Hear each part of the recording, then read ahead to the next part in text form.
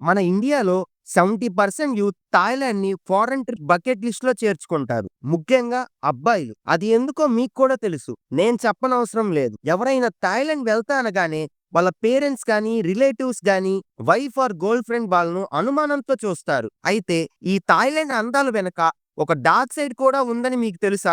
ఈ dark side గురించి travel vlogs గానీ, లేదా ట్రావెల్ ఏజెన్సీలు మీకు చెప్పవు. సో, ఈ వీడియోలో నేను ఆ డార్క్ సైడ్ గురించి మాట్లాడబోతున్నా. వీడియో చాలా ఇంట్రెస్టింగ్ గా ఉండబోతుంది. సో, వీడియోని ఎక్కడ స్కిప్ చేయకుండా లాస్ట్ వరకు చూడండి. అండ్ మన ఛానల్లో dark side of country series లో ఇదే నా లాస్ట్ వీడియో. ఒకవేళ నేను ఈ సిరీస్ ని కంటిన్యూ చెయ్యాలి అంటే ఈ వీడియోతో 1000 సబ్స్క్రైబర్స్ ని కంప్లీట్ చేయండి. ఈ టార్గెట్ ని కంప్లీట్ చేస్తే నేను ఎవ్రీ వీక్ ఒక డార్క్ సైడ్ వీడియో రిలీజ్ చేస్తా. ఇక సోది ఆపేసి వీడియోని స్టార్ట్ చేద్దాం. థాయిలాండ్ చాలా ఫేమస్. కానీ షాకింగ్ విషయం ఏంటంటే థాయిలాండ్ ని ఇప్పటి వరకు ఏ కంట్రీ ఆక్యుపై చేయలేదు. థాయిలాండ్ అంటే ఫ్రీడమ్ ల్యాండ్ అని అర్థం. ఇది చాలా బ్యూటిఫుల్ కంట్రీ. ఇక్కడ చాలా బీచెస్, ఫారెస్ట్స్ అండ్ 1500 కన్నా ఎక్కువ ఐలాండ్స్ ఉన్నాయి. అందుకే ఇది వరల్డ్ లో one of the most beautiful place. And religion విషయంలో థాయ్‌కి చాలా రిచ్ కల్చర్ ఉంది. అక్కడ 95% పీపుల్ బుద్ధిజం ని ఫాలో అవుతారు. థాయిలాండ్ లో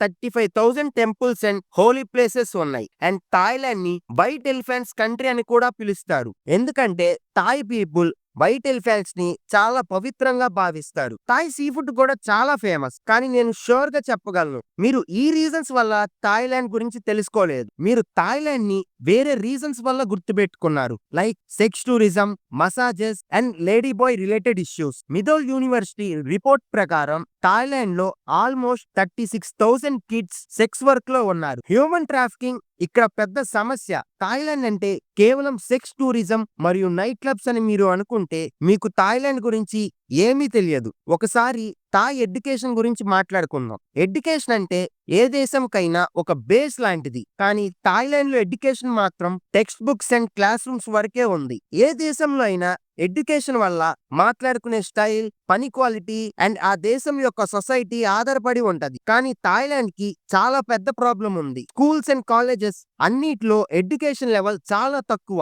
నేను డెవలప్డ్ సిటీస్ లైక్ బ్యాంకాక్ గురించి చెప్పడం లేదు. మిగిలిన సిటీస్ అండ్ విలేజెస్ గురించి చెప్తున్నా. ఇంటర్నేషనల్ ర్యాంకింగ్స్ లో Thailand education rank 107th place లో ఉంది. చాలా మంది గ్రాడ్యుయేట్ స్టడీస్ కి సంబంధించిన పని చేసుకోవటం లేదు. ఇక అమ్మాయిలైతే ఎక్కువగా సెక్స్ ఇండస్ట్రీలో వర్క్ చేస్తున్నారు. పెద్ద పెద్ద యూనివర్సిటీల్లో చదివిన వాళ్ళు కూడా కొంచెం సింపుల్ మాట మాట్లాడడానికి కష్టపడుతున్నారంటే ఇది నార్మల్ విషయం కాదు. ఈ ప్రాబ్లం ఎందుకు వస్తుందంటే థాయిలాండ్ లో కల్చర్ చాలా ట్రెడిషన్ బేస్డ్ అండ్ ప్రాక్టికల్ గా ఉంటుంది. వీళ్ళు అవతల మనిషిని అవమానించాలని గాని, ఇబ్బంది పెట్టాలని గాని అనుకోరు. అందుకే వాళ్ళు సెక్స్ వర్క్ ఆర్ ప్రాస్టిట్యూషన్ అనేది సొసైటీలో ఒక తప్పులాగా ట్రీట్ చేయలేదు. ఇన్స్టెడ్ ఇది ఒక బిజినెస్ లాగా ప్రాక్టికల్ గా కన్సిడర్ చేశారు. హిస్టారికల్ గా కూడా సొసైటీలో ఈ వర్క్ చాలా కామన్ గా ఉంది. ఎస్పెషల్లీ పావర్టీ అండ్ అన్ఎంప్లాయ్మెంట్ వల్ల. వాళ్ళ లెర్నింగ్ స్టైల్ కూడా ఫార్మల్ థియరీ కన్నా experience and real life situation మీద ఆధారపడి ఉంటది. థాయిలాండ్ లో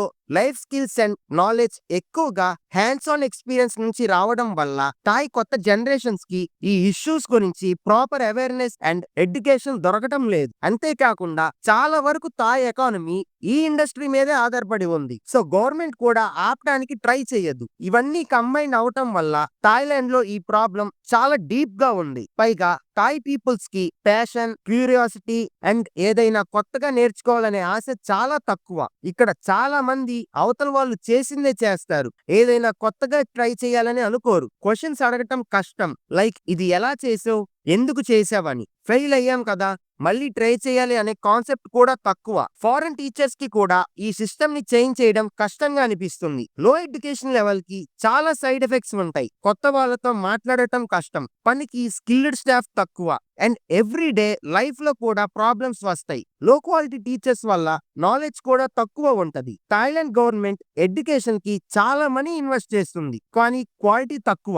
ఇది విన్నాక మీరు ఇలా అనొచ్చు, ఎడ్యుకేషన్ ప్రాబ్లం వరల్డ్ వైడ్ ఉంది, ఇంటర్నేషనల్ ర్యాంకింగ్స్ డిఫరెంట్ ఫ్యాక్టర్స్ మీద ఆధారపడి ఉంటాయని. కానీ ఫిలిప్పైన్స్ ని చూడండి, వాళ్ళు ఇంగ్లీష్ లో బాగా మాట్లాడడం వల్ల ఇంటర్నేషనల్ నాలెడ్జ్ కి ఈజీ యాక్సెస్ ఉంది. లో ఎడ్యుకేషన్ స్టాండర్డ్స్ వల్ల social life, relationships and everyday experience పైన ఎఫెక్ట్ పడే అవకాశం ఉంది. ఒక ఇంట్రెస్టింగ్ పాయింట్ ఏంటంటే థాయిలాండ్ లో జనాలు ఈజీగా మోసపోతారు. థాయిలాండ్‌లో ఈ ప్రాబ్లమ్ ఎందుకు ఎక్కువ అంటే థాయ్ వాళ్ళు ఇప్పటికి కూడా వాళ్ళ కల్చర్‌ని బాగా ఫాలో అవుతారు. థాయ్ కల్చర్‌లో పొలైట్‌గా ఉండటం చాలా ఇంపార్టెంట్. డైరెక్ట్‌గా నో చెప్పడం చాలా రూడ్ అని కన్సిడర్ చేస్తారు. సో నో చెప్పటం కన్నా పొలైట్‌గా యెస్ చెప్పి ఎక్స్‌క్యూజెస్ ఇవ్వడం బెటర్ అని అనుకుంటారు. ఇంకోటి ఫారినర్స్ థాయ్ పీపుల్‌తో ఏమైనా బిజినెస్ చేసేటప్పుడు లేదా ప్రాపర్టీ కొన్నప్పుడు కూడా చాలా జాగ్రత్తగా ఉండాలి. ఎందుకంటే అక్కడ కోర్ట్స్ మెజారిటీగా లోకల్ పీపుల్‌కి ఫేవర్ చేస్తాయి. ఫారినర్స్‌కి కష్టం. సో మీరు థాయిలాండ్‌లో సెటిల్ అవ్వాలన్నా, వర్క్ చెయ్యాలి అన్నా,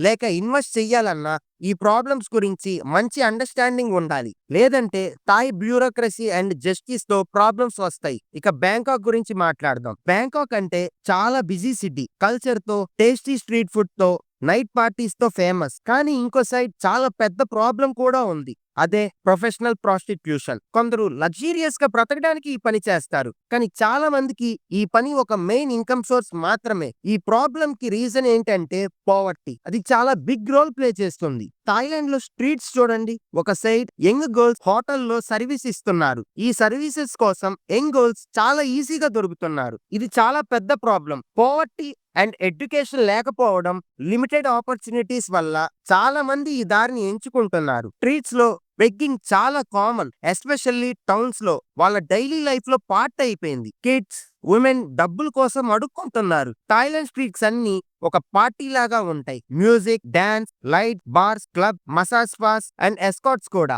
ఇక్కడ పాపులేషన్ జస్ట్ 70 మిలియన్ అయినా సెక్స్ వర్కర్స్ 3 lakhs నుంచి 10 lakhs వరకు ఉన్నారు. కొన్ని ఎస్టిమేట్స్ ప్రకారం 20 lakhs కూడా ఉండొచ్చు. బ్యాంకాక్ లో మాత్రమే 30,000 సెక్స్ వర్కర్స్ ఎప్పుడూ యాక్టివ్ గా ఉంటారు. థాయిలాండ్ ఎకానమీకి సెక్స్ టూరిజం చాలా కీ రోల్ ప్లే చేస్తుంది. ఈ సెక్స్ టూరిజం థాయ్ జీడీపీకి 3% దాకా కాంట్రిబ్యూట్ చేస్తుంది. 2019లో 2019 కోవిడ్ కి ముందు 40 మిలియన్ టూరిస్టులు థాయిలాండ్ వెళ్లేవారు. అందులో 20 మిలియన్ టూరిస్టులు ఇండియన్సే. కోవిడ్ తర్వాత ఈ నెంబర్స్ తగ్గాయి. అప్పుడు థాయ్ గవర్నమెంట్ ఇండియన్స్ కి ఫ్రీ వీసా చేసి టూరిజం ఇంక్రీజ్ చేయడానికి ట్రై చేసింది. పెయిడ్ ఎస్కార్ట్స్ కి మిడిల్ మెన్ ఉంటారు. టూరిస్టులకి చాలా ఈజీగా సర్వీసెస్ ని కనెక్ట్ చేస్తారు. థాయిలాండ్ లో నేచురల్ బ్యూటీ చాలా అమేజింగ్. బీచెస్ చాలా బాగుంటాయి. డే టైమ్ లో కామ్ అండ్ రెస్పెక్టబుల్ ఫీల్ వస్తుంది. కానీ నైట్ అవ్వగానే సీన్ మొత్తం మారిపోతుంది. స్ట్రీట్స్ లో క్రౌడ్ పెరిగిపోతుంది. Especially bars and strip clubs దగ్గర.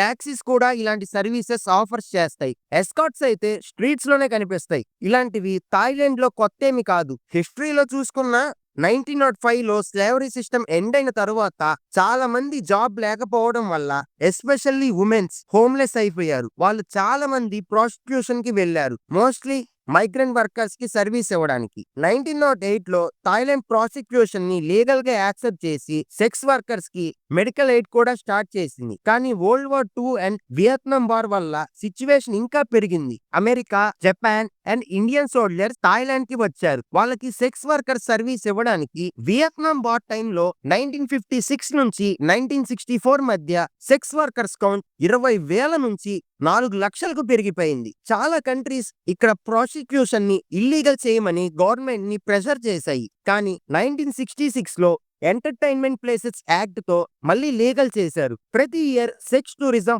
ఫాస్ట్ గా గ్రో అవుతుంది. స్టడీస్ ప్రకారం థాయిలాండ్ కి వచ్చిన ట్రావెలర్స్ లో 70-90% సోలో మేల్సే ఉంటారు. వాళ్ళు కేవలం ఈ సెక్స్ టూరిజం కోసమే వస్తున్నారు. చాలా మంది గోల్స్ తో ఫోర్స్డ్ గా డిఫరెంట్ యాక్టివిటీస్ చేపిస్తున్నారు. సెక్స్ ఇండస్ట్రీ థాయిలాండ్ ఎకానమీకి చాలా ఇంపార్టెంట్. ఇక్కడ ఉన్న మెజారిటీ ఉమెన్ చాలా యంగ్, అన్ఎడ్యుకేటెడ్ రూరల్ గర్ల్సే. పేదరికం నుంచి తప్పించుకోవడానికి ఈ పని చేస్తున్నారు. స్ట్రీట్ ఫుడ్ పార్టీస్ చాలా ఫన్ గా ఉంటాయి. కానీ డీప్ గా వెళ్తే చాలా డార్క్ రియాలిటీ ఉంది. అదే హ్యూమన్ ట్రాఫికింగ్. నేను సెక్స్ వర్కర్స్ గురించి ఒక రీసెర్చ్ చేస్తున్నప్పుడు చాలా డిస్టర్బింగ్ ఫ్యాక్ట్స్ తెలిసాయి. ఫీమేల్ సెక్స్ వర్కర్స్ లో 30% వరకు హెచ్ఐవి పాజిటివ్ ఉన్న వాళ్ళే ఉన్నారు. ఎందుకంటే చాలా మంది అన్ప్రొటెక్టెడ్ సెక్స్ చేయడం వల్ల. ఈ ఇండస్ట్రీ చాలా కలర్ఫుల్ గా కనిపిస్తుంది. కానీ క్లోజ్ గా చూస్తే చాలా డార్క్ ఉంటది. వాళ్ళు టూరిస్టులకి స్పెషల్ గా కనిపించడానికి చాలా ప్రయత్నాలు చేస్తారు. కానీ వాళ్ళ స్మైల్స్ లో ఒక ఎంప్టీనెస్ ఉంటది. లోకల్ పీపుల్స్ లో కూడా ఎమోషనలెస్ ఎక్స్ప్రెషన్స్ ఉంటాయి.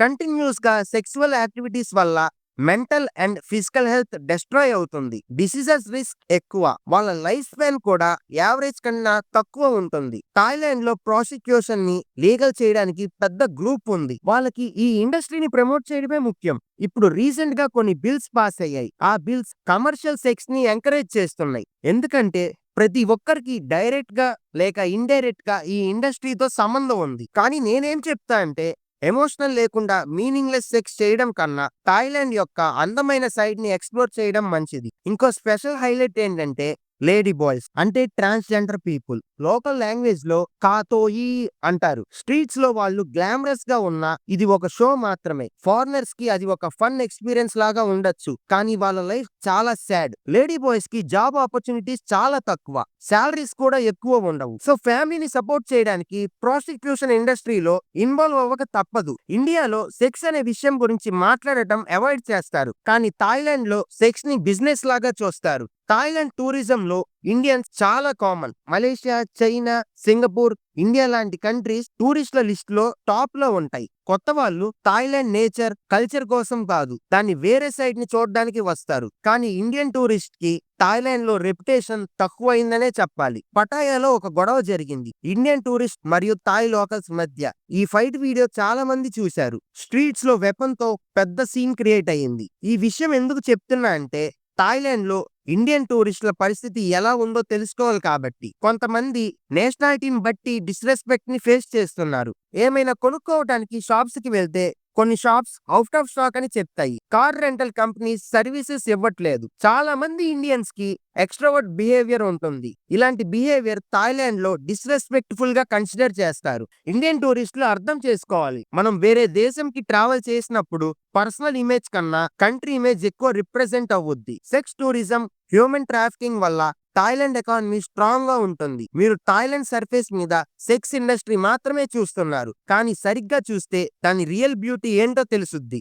ఇక్కడ స్పిరిచువల్ టెంపుల్స్, రిచ్ కల్చర్ మరియు టేస్టీ ఫుడ్ ఉంటుంది. ఇవన్నీ కలిసి థాయిలాండ్ ని ఒక డ్రీమ్ డెస్టినేషన్ గా మారుస్తాయి. థాయిలాండ్ ని ల్యాండ్ ఆఫ్ టెంపుల్స్ అని కూడా అంటారు. ఇక్కడ 33,000 టెంపుల్స్ ఉన్నాయి. ఇవన్నీ ఆర్కిటెక్చరల్ వండర్స్ మాత్రమే కాదు, డీప్ స్పిరిచువల్ కనెక్షన్ కూడా ఇస్తాయి. ఈ టెంపుల్స్ కి వెళ్లి మైండ్ఫుల్ గా ఇన్నర్ పీస్ ఎక్స్పీరియన్స్ చేయొచ్చు. థాయిలాండ్ లో కల్చరల్ ట్రెడిషన్ అండ్ మోడర్నిటీ కలిపిన మిక్స్ కనిపిస్తుంది. బుద్ధుడి ఫిలాసఫీ డైలీ లైఫ్ లో కనిపిస్తుంది. ఇక్కడ సోంక్రాన్ అంటే వాటర్ ఫెస్టివల్ మరియు లోయి కర్తోంగ్ అంటే ఫెస్టివల్ ఆఫ్ లైట్స్ అని అర్థం. ఈ ఫెస్టివల్స్ థాయిలాండ్ కల్చర్ లో ఇంపార్టెంట్ ఫెస్టివల్స్. ఇవన్నీ థాయిలాండ్ ఎసెన్స్ ని పర్ఫెక్ట్ గా చూపిస్తాయి, కానీ థాయిలాండ్ ఇమేజ్ చాలా మిస్లీడింగ్ గా చూపిస్తారు. ఈ కంట్రీకి చాలా కాంప్లెక్సిటీ, స్ట్రగుల్స్ ఉన్నాయి. మన ఇండియన్స్ కూడా ఒకటి గుర్తు పెట్టుకోవాలి, వేరే కంట్రీలో ఎలా బిహేవ్ చేయాలో అర్థం చేసుకోవాలి. మీరు అక్కడ మసాజ్ పార్లర్ స్ట్రీట్స్ లో ఉన్నారనుకోండి, అప్పుడు మీరు చైల్డ్ ఎక్స్‌ప్లాయిటేషన్, హ్యూమన్ ట్రాఫికింగ్ ని ఇంకా స్ట్రాంగ్ చేస్తున్నట్టే.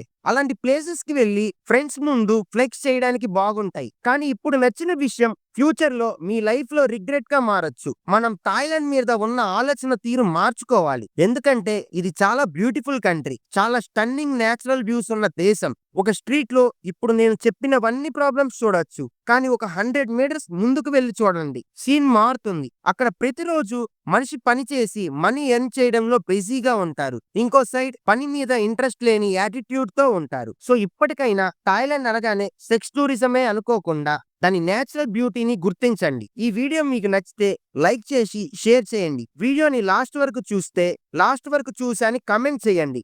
నెక్స్ట్ వీడియోలో కలుద్దాం. Bye bye.